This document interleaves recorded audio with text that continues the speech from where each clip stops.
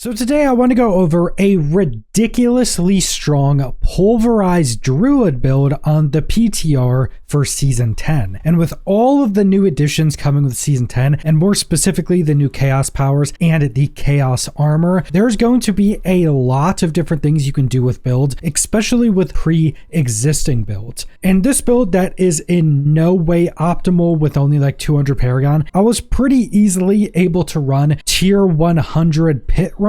And again, that's by no means optimal. That's definitely with some things that will be changed out. But even just that, throwing together this build that I was theorizing a little bit, I was able to very easily run pit 100 runs. So this build is going to be incredibly strong at the start of Season 10. And with some more optimization, a build like this will probably be one of the strongest builds of Season 10. And one of the more interesting things is one of our big changes with one of our uniques. So we are using 3 mythics if you're at like the kind of best in slot tier. The Air of Perdition, which is primarily just for the 60% increased multiplicative damage at all times, but Critical Strike, Lucky Hit's decent. The plus to core skills is really nice. Shroud of False Death, obviously, pretty much every build in the game wants to use this. +1 to all passives. Just that on this item with no other stats would make this the best in slot item in the game. The +2 all stats is also very nice because that allows you to get the secondary stats for all of your rare nodes throughout your Paragon boards. Then Ring of Star of the Skies, pretty good stats on it, plus the core skills is very good. And then spending your primary resource reduces the resource cost of your skills and increases their damage up to 50%, which is absolutely massive. But one of the biggest changes is our change from our two-handed weapon, which going to Season 9 would be the Rotting Lightbringer. But with Chaos Armor, we could put our Rotting Lightbringer on another slot. So we have that on our gloves. And this is the unique that when you pulverize, it creates a puddle of poison on the ground. If you're not in a puddle and you pulverize again, it'll create another puddle. And every time you pulverize, all of your puddles or all of your close puddles will also spew out a bunch of like smaller poison that then splashes for a bunch of their damage. Chaos Armor is also pretty unique because it also always has a greater affix, and the special effect, so the special power of the unique, is always max roll and 20% stronger than it normally would be. So normally Rotting Lightbringer is a two-handed weapon, but we get its full unique power and actually its buffed up unique power on a pair of gloves with all of its normal stats, even the implicit of increased damage to poisoned enemies. So this is massive, and this also allows us to get a double power legendary aspect on our two-handed weapons. So now we just get ridiculously increased power. And this will also change up where we're putting a bunch of our rolls. And because there's now so much variation with Chaos Armor, we may actually be using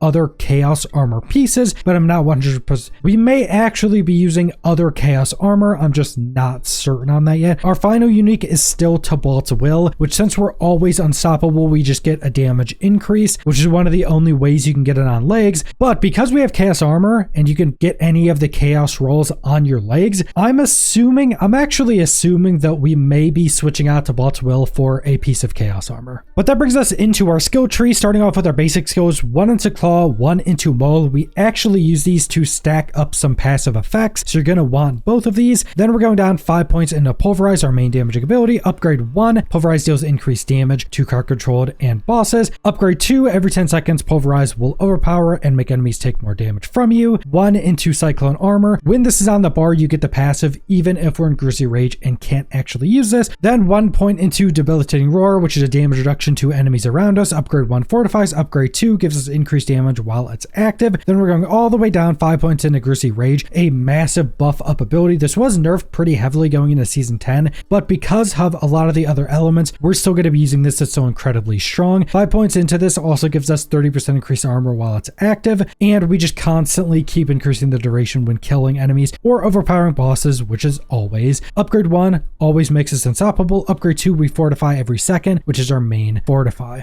Then we have our passives, 1 to Heart of the Wild to get 3 into Wild Impulses. Our core skills cost more. 3 into Iron Fur for damage reduction while in Werebear. 3 into Ancestral Fortitude for increased resistances. 3 into Vigilance for damage reduction after using a defensive. 3 into Backlash for increased damage while using a defensive. 3 into Nature's Reach for increased damage to distant enemies, even more damage to CC'd enemies. 3 into Pharaoh Aptitude, increased damage while healthy, even more increased damage while we have above 100% move speed. 3 into Mending for increased max life, which which is the main reason we're taking it. 3 into provocation. For every 10 seconds we're in werebear, our next skill will overpower and deal more damage. 3 into crushing earth, so earth skills deal increased damage. 3 into stone guard, so when we're fortified, our earth skills deal more damage, which is all the time. 1 into neurotoxin to get 3 into envenom. We deal more crit damage against poison enemies. 3 into toxic claws, so we just deal increased poison damage. 3 into defiance for increased damage to elites. 3 into natural disaster for increased earth damage to vulnerable enemies. Then a 3 into quick shift, so we shapeshift into new animal form. It gives us stacking damage buffs. And how this works is we just use our 2 basic skills we got. So we claw, we maul, we claw, we maul, getting up to 6 stacks. Then when we go into Grizzly Rage, it locks these in, so they're always active when we're in Grizzly Rage. Now a big change is we can't reuse Grizzly Rage when we're in Grizzly Rage anymore, but the cooldown does actually start when we're in it. So if you ever drop out of Grizzly Rage, you will just be able to jump right back into it, and your passive effects that stack up like this won't drop off either. And then we have Urzine Strength, increased max life, increased damage, and increased overpower damage when we're in werebear, so just massive buffs while in werebear.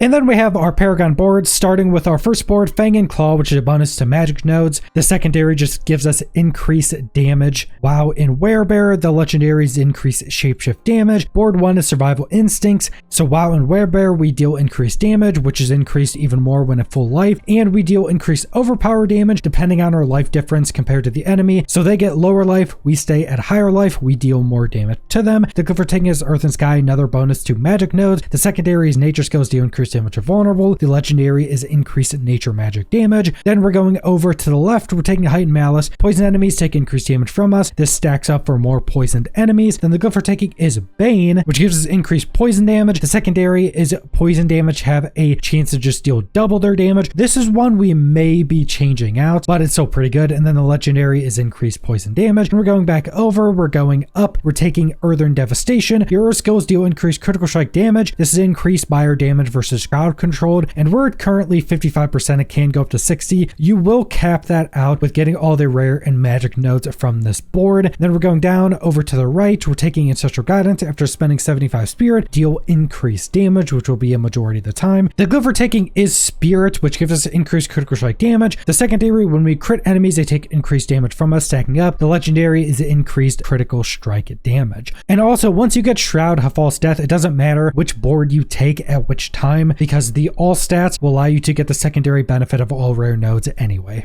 That brings us to our spirit boons. Gift of the Stag for increased max spirit and 10 spirit per second, which is the main reason we're taking it. We have Avian Wraith for increased critical strike damage, Iron Feather for increased max life, which is also a damage increase and health increase, Calamity to extend the duration of our Grizzly Rage, and then Obsidian Slam every 6 casts will cause our next earth skill to overpower, so just more overpower procs. Then for our mercenaries, this isn't super important, and since I'm on PTR, I haven't even gotten the reinforcement, but the main thing you'll probably want is Rahir to either get increased resistances to help cap your resistances, or Rahir's Guard for increased armor. Now we won't actually have an issue with getting armor cap or resistance cap because of one of our new seasonal powers, so these are the new chaos perks. And the main thing I was mentioning there is we're using Brawn over Brain. This gives us 200% increased max life, 100% increased healing, and 100% increased overpower damage, but your max resistances are reduced by 25%, meaning we also don't need as much to cap them, and our armor is capped at 60%. But when we're out and actually in combat in our Grizzly Rage, I have close to 60,000 health, which is absolutely ridiculous. You're still absurdly tanky with this build with that, and we're getting a really big damage increase from this, and we heal a lot, so this is actually really crazy. Then the other powers we're taking is Power Siphon. Your core skills deal 100% increased damage, which is big, but also reduce your max current resource by 20 for 6 seconds. These stacks,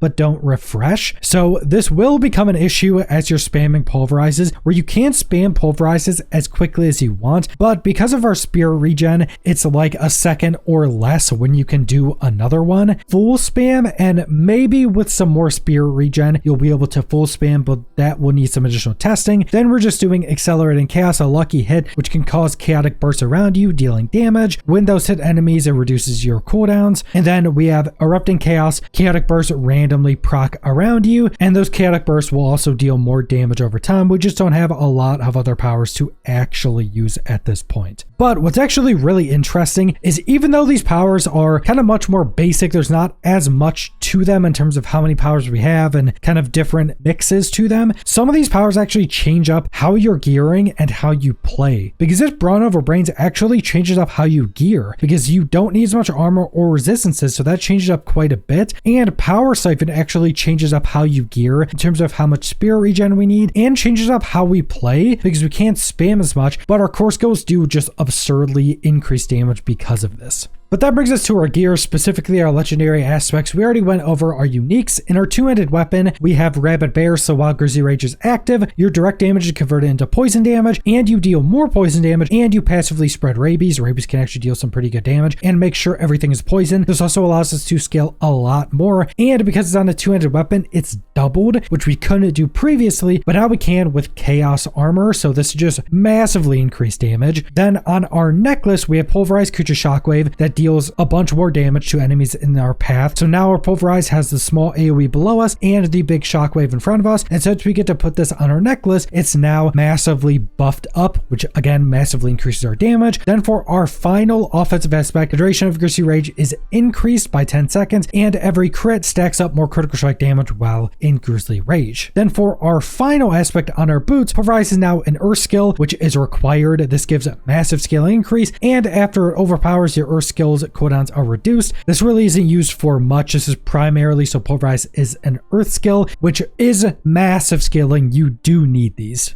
And then we also have our gems. So in our armor, we're just using increased willpower. In our jewelry, we don't have like jewels like we had in previous seasons. And because of our unique chaotic power, in 2 of our jewelry pieces, we're using increase to all resistance. You may be able to change this out, but then we're using 1 to increase armor. Because we have that lower cap on resistances and armor, this gives us enough with everything else to get it. With using that unique chaos power, you actually get really easy caps on those. So even at like 200 Paragon, it's pretty easy to cap those out. And then for our runes, in one of them, we're using every 0.3 seconds, cast a non-basic skill to gain the stored offering, which will then give us our bulwark, which gives us 8% of our max life as barrier. In my current max life, this is like 25k, something around there, which is ridiculous. So we're just so much more tanky because of our chaotic unique. And then for our other set, up to 100% chance against non-healthy enemies to lucky hit proc, and your next attack will cause your hits to be a guaranteed crit and overpower.